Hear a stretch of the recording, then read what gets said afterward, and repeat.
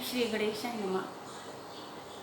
वक्रतुंड महाकाय सूर्यकोटि समप्रभा निर्विघ्नं कुरु मे देव सर्वकार्येषु सर्वदा। मात मेरी राधिका, पिता मेरे घनश्याम, मेरे माता पिता के चरणों में मेरा बारंबार प्रणाम। जय श्री कृष्ण। आज हम आपको बताएंगे कि पुरुषोत्तम मास का कितना महत्व है।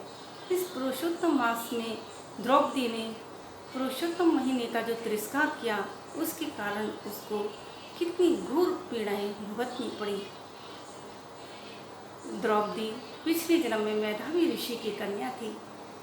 कुछ समय के उपरांत द्रौपदी के माता पिता का देहांत हो गया। द्रौपदी जो पिछले जन्म में बहुत परेशान होने लगी और रोने लगी, तभी दुर्वासा ऋषि आए। दुर्वासा ऋषि ने कहा, हे बाले, हे कुमारी, तुम क्यों रो रही हो?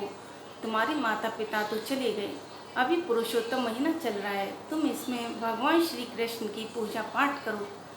तो उसने कहा कि हे प्रभु, मैं पुरुषोत्तम मास में भगवान की पूजा नहीं करूँगी। ये पुरुषोत्तम मास तो मल मास है, इसमें पूजा पाठ करने से क्या फ़ायदा, इसका तो परित्याग कर देना चाहिए। और द्रौपदी भगवान शिव की आराधना में लीन हो गई।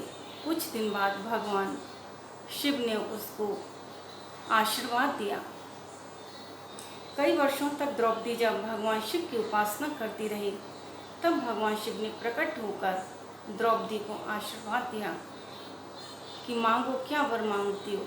द्रौपदी ने 5 बार कहा, मुझे एक सर्वगुण संपन्न पति चाहिए। ये बात द्रौपदी ने 5 बार भगवान शिव से कहा। भगवान शिव ने कहा, तुमने 5 बार पति मांगा है, इसलिए तुम्हारे 5 पति होंगे।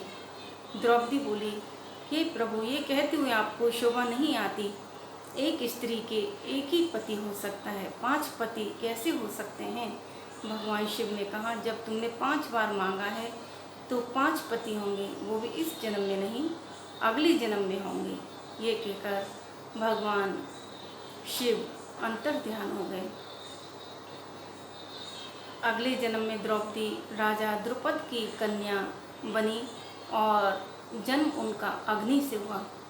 द्रौपदी का जन्म अग्नि से हुआ था, अग्नि से उत्पन्न हुई थी, यज्ञ से। राजा द्रुपद के यहाँ उनका पालन पोषण हुआ और 5 पांडवों से उनकी शादी हुई। शादी के बाद जब द्रौपदी ने दुर्योधन का मजाक बनाया कि अंधी की औलाद अंधी होती है, तो दुर्योधन ने षड्यंत्र के तहत 5 पांडवों को हरा दिया था, जिससे उनको सजा के रूप में 12 वर्ष का वनवास और 1 वर्ष का अज्ञातवास मिला। इससे पहले दुशासन ने द्रौपदी को बाल खींचकर भरी सभा में बेइज्जत भी किया। ये सब इसलिए हुआ क्योंकि उन्होंने पुरुषोत्तम मास का परित्याग किया था।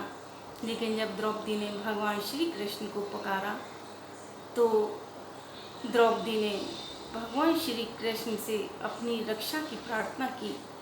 भगवान श्री कृष्ण ने दुशासन को हराकर द्रौपदी के मान सम्मान की रक्षा की और द्रौपदी से कहा, पिछले जन्म में तुमने मेरे प्रिय मास पुरुषोत्तम मास का परित्याग किया था, इस कारण तुमको ये सब भुगतना पड़ा।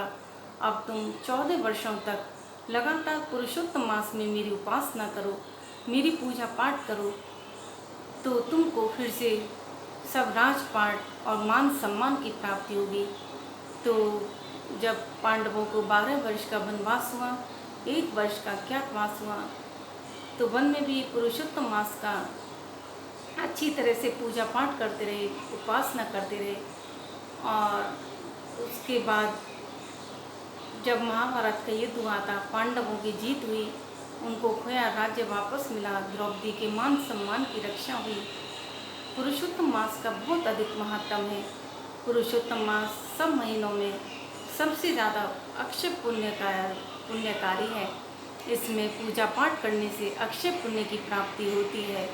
जय श्री कृष्ण। अगर आपको मेरा वीडियो अच्छा लगा हो, लाइक करें एवं सब्सक्राइब करें। जय श्री कृष्ण।